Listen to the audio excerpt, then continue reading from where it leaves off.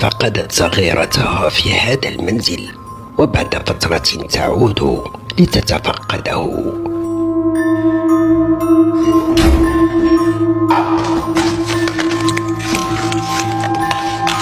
فيحدث ما لم يكن تتوقعه.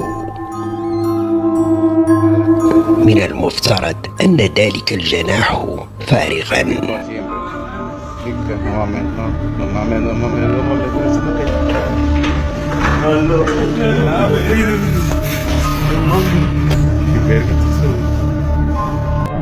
فمن ذاك الذي يتحرك في ذلك الممر؟